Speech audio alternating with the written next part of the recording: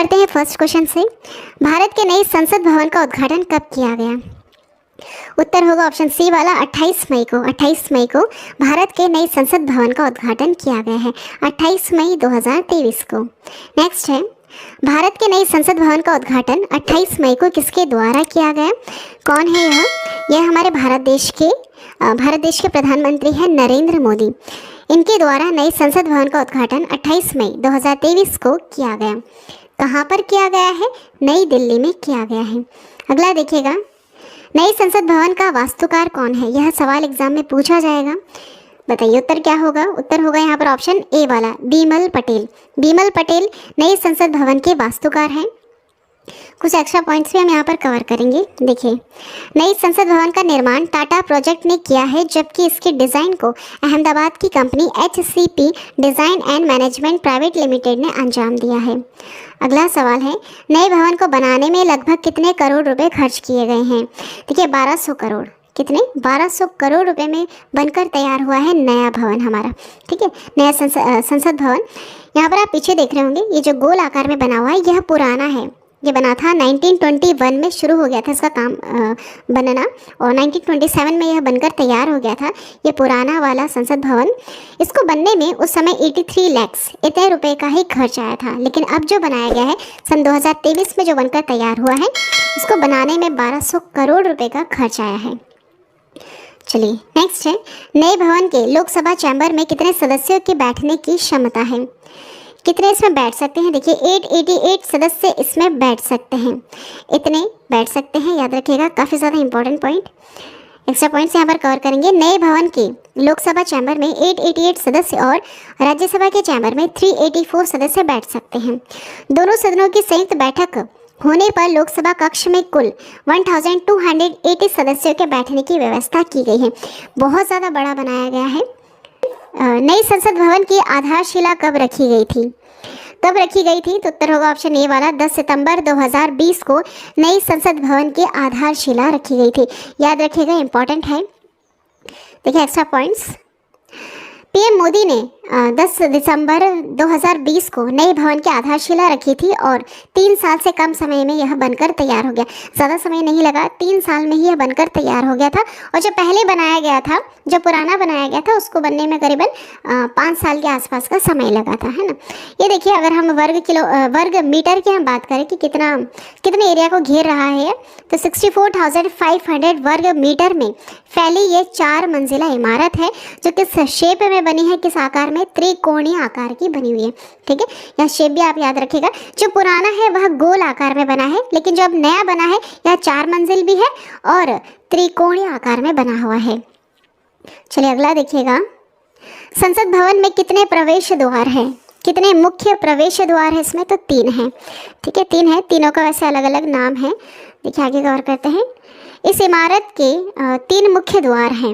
एक का नाम है ज्ञान द्वार, दूसरा है शक्ति द्वार और तीसरा है कर्म द्वार, है ना। ज्ञान, शक्ति, कर्म द्वार, ये 3 मुख्य इसके द्वार हैं।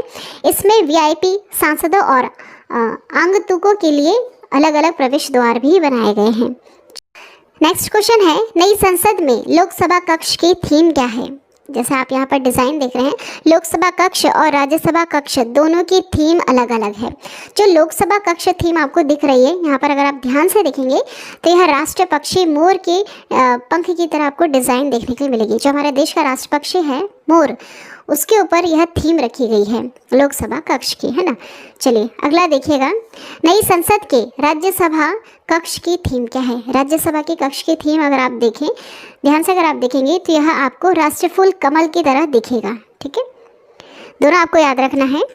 लोकसभा कक्ष की थीम क्या है? राष्ट्र पक्षी मोर है, जो ग्रीन कलर में आपको दिख रहा है, और राज्यसभा कक्ष की थीम क्या है? राष्ट्रफूल कमल जैसी है। ठीक है, आपको यहाँ पर पूरा लाइट पिंक इस तरह से कलर देखने के लिए मिलेगा। चलिए नेक्स्ट है, संसद भवन के उद्घाटन के उपलक्ष्य में कितने रुपए का एक विशेष सिक्का जारी किया गया? सिक्का भी जारी किया गया है और डाक टिकट भी जारी की गई है, याद रखिएगा। तो सिक्का, कितने रुपए का सिक्का जारी किया गया है? 75, है ना, 75 रुपये का सिक्का जारी किया गया है इसमें, इस उपलक्ष्य पर। स्पेशल कॉइन है। देखिए, प्रधानमंत्री नरेंद्र मोदी ने रविवार 28 मई को नई संसद भवन का उद्घाटन किया। इस अवसर पर ₹75 का सिक्का और एक विशेष स्मारक का डाक टिकट भी जारी किया गया है। दोनों पॉइंट आपको याद रखना है, काफ़ी ज़्यादा इंपॉर्टेंट है। नेक्स्ट क्वेश्चन है, नई संसद में ऐतिहासिक राजदंड सेंगोल को लोकसभा अध्यक्ष के आसन के समीप स्थापित किया गया। सेंगोल किसका प्रतीक होता है? यह काफ़ी ज़्यादा चर्चा का विषय है। देखिए, यह सत्ता हस्तांतरण का प्रतीक है, सत्ता हस्तांतरण का प्रतीक है। यहाँ पर कुछ एक्स्ट्रा पॉइंट्स हम कवर करेंगे। ब्रिटिश शासन से सत्ता हस्तांतरण के प्रतीक ऐतिहासिक सेंगोल को नई संसद भवन में स्थापित किया गया। देश के पहले प्रधानमंत्री जवाहरलाल नेहरू ने अंग्रेजों से सत्ता हस्तांतरण के प्रतीक के तौर पर सेंगोल को लिया था, जो लंबे समय से प्रयागराज के एक संग्रहालय में रखा हुआ था। सेंगोल एक ऐसा राजदंड है जिसे सत्ता पर अधिकार के प्रतीक के रूप में जाना जाता है। देखिए, जो देश के पहले प्रधानमंत्री हमारे पंडित जवाहरलाल नेहरू जी, जब उनको पता चला कि इस तरह की कोई प्रथा पहले के राजा महाराजा चलाया करते थे, जैसे चौल राजा थे ना, सम्राट वगैरह था, तब इस तरह की कोई प्रथा चला करती थी। एक राजा से जब सत्ता दूसरे राजा के हाथ में जाती थी तो सेंगोल को उनके हाथ में दिया जाता था। जब उनको यह प्रथा पता चली पंडित जवाहरलाल नेहरू को, तो इन्होंने तमिलनाडु से सेंगोल को मंगवाया और अंग्रेज़ों के हाथ में दिया ताकि वापस उनसे ले सके इस प्रतीक के रूप में, ताकि उनको यह एक तरह की वो बस प्रथा करना चाहते थे, यह प्रूफ करने के लिए कि अब ये जो सत्ता है ये अंग्रेज़ों के हाथ से हमारे हाथ में आ चुकी है। तब इसका प्रयोग किया गया था। उसके बाद तो इसको एक संग्रहालय में रख दिया। कौन से संग्रहालय में? प्रयागराज के संग्रहालय में रख दिया गया था। लेकिन अब जब ये नया संसद भवन बना है ना हमारा, तब यहाँ पर इसको वापस स्थापित किया गया, मतलब वापस यहाँ पर लाके रखा गया है, ठीक है, ताकि यह बताया जा सके कि अब सत्ता किनके हाथ में है। जो अभी सरकार बनी हुई हमारी, उनके हाथ में सत्ता है। बस ये चीज़ दिखाने के लिए अब यहाँ पर इसको रखा गया है ना। सेंगोल एक ऐसा राजदंड है जिसे सत्ता पर अधिकार के प्रतीक के रूप में जाना जाता है। ये मेन लाइन है, बस आपको यही याद रखना है। बाकी इसके पीछे की क्या स्टोरी है ये हमने कवर कर ली। चलिए नेक्स्ट है, मौजूदा संसद भवन का निर्माण कब शुरू हुआ था? कब शुरू हुआ था? तो देखिए 1921 में शुरू हुआ था। ये जो पुराना आपको दिख रहा है ना, इसका निर्माण काम 1921 में शुरू हुआ था और इसको बनने में लगभग 5 साल का समय लगा था।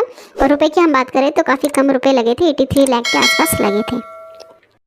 नेक्स्ट देखिएगा, कुछ एक्स्ट्रा पॉइंट्स हम यहाँ पर कवर करेंगे। मौजूदा संसद भवन का निर्माण 1921 में शुरू हुआ था और 1927 में बनकर यह तैयार हो गया था, जो लगभग 100 साल पुराना है। तो 100 साल पहले की जो टेक्नोलॉजी थी और जो अभी की जो टेक्नोलॉजीज है उसके अनुसार ये फिट नहीं बैठ रहा है, इसलिए भी नए भवन को बनाने की ज़रूरत पड़ी। देखिए 2026 के बाद परिसीमन की स्थिति में लोकसभा सीटों की संख्या बढ़ सकती है, क्योंकि सीटों की संख्या बढ़ाने पर लगी पाबंदी सन 2026 में समाप्त हो जाएगी। देखिए इस लाइन को समझना बहुत ज़्यादा ज़रूरी है। अभी जो सीटें हमारे पास चल रही हैं, लोकसभा की जो सीटें हैं, राज्यसभा की जो सीटें हैं, ये पहले के अनुसार चल रही है। पहले की जो जनसंख्या थी उनके कैलकुलेशन के आधार पर ही चल रही है। लेकिन सन 2026 तक एक डेडलाइन दे रखी है कि उसके बाद जो पॉपुलेशंस होगी, हमारे देश की जो पॉपुलेशन होगी ना, उसके अनुसार लोकसभा की सीटें और राज्यसभा की सीटें तय करेंगे। तो वहाँ पर सीटें बढ़ने की चांसेस हैं, वो तो बढ़ना ही है क्योंकि पॉपुलेशन काफ़ी ज़्यादा बढ़ चुकी है। उसके अनुसार लोकसभा की सीटें भी काफ़ी ज़्यादा बढ़ेंगी, राज्यसभा की सीटें भी बढ़ेंगी। तो जो पुराना जो बना हुआ है, जो 100 साल पुराना संसद भवन है, उसमें सीटें उतनी नहीं है, इसलिए जो अब बनाया गया है उसमें सीटें भी काफ़ी ज़्यादा बढ़ा दी गई हैं। ठीक है, चलिए नेक्स्ट देखिएगा, भारतीय संसद के कितने सदन हैं? भारतीय संसद जो हमारी है उसके कितने सदन हैं? 2 सदन हैं, एक है लोकसभा और दूसरा है राज्यसभा। इसके 2 महत्वपूर्ण सदन होते हैं, याद रखिएगा। नेक्स्ट है, संसद का लोकप्रिय सदन कौन सा है? लोकप्रिय से आप यहाँ याद रखिएगा, लोक यहाँ पर भी लिखा है और लोकसभा में भी लोक लिखा है। इस तरह से आप याद कर सकते हैं। यह क्वेश्चन कई बार एग्जाम में आया है, इसलिए आप इस तरह की ट्रिक लगा सकते हैं ना। संसद का लोकप्रिय सदन कौन सा है? लोकसभा है। नेक्स्ट है, संसद के किस सदन को प्रतिनिधि सभा भी कहा जाता है? इसके बहुत सारे नाम हैं। लोकसभा जो है ना, इसके बहुत सारे नाम होते हैं, सारे नाम आपको याद रखना है। लोकप्रिय सदन है, प्रतिनिधि सभा है, निम्न सदन है। चलिए आगे बढ़ते हैं। संसद का स्थायी सदन कौन सा था?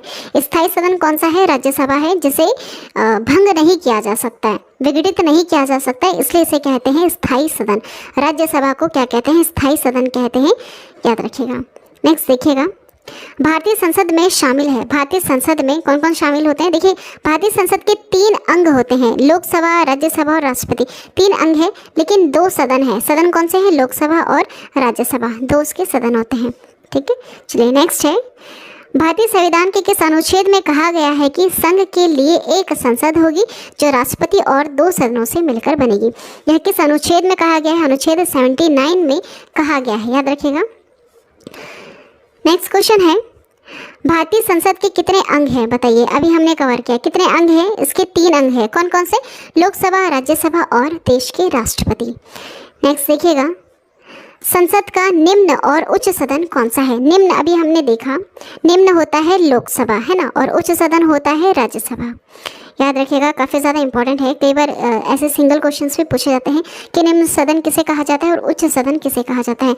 उच्च सदन होता है राज्यसभा और निम्न होता है लोकसभा।